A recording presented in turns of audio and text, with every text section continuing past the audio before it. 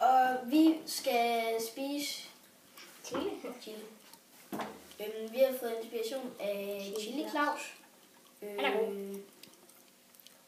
Ja, skal vi ikke bare komme i gang? Jo, vi går bare i gang.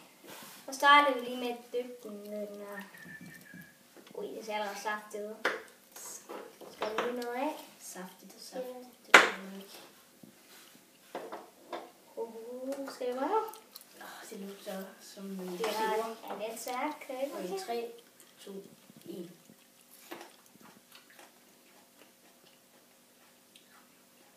Smager sødt som peber. Hold op, jeg får tårer i øjnene. Smager godt. Der er meget. Jeg synes, det er rigtig stærkt. Ja, det smager meget. Der er en kerne, den skal jeg lige have med. Det smager godt. Men lidt stærkt, men ja, lidt andet.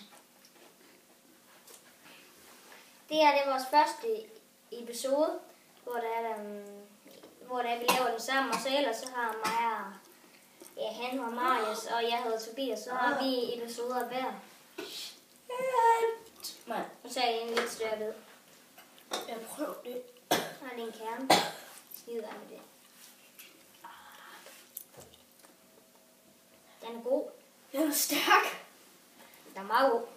Altså ikke den der. Ikke sådan, at det brænder helt vildt. Den er meget stærk. Det brænder virkelig. Den er meget stærk. I skal ikke lede af, hvis I får sådan. Den er meget stærk. Den er mega stærk. Hvis I har der er kernebær, der skal jeg lige have.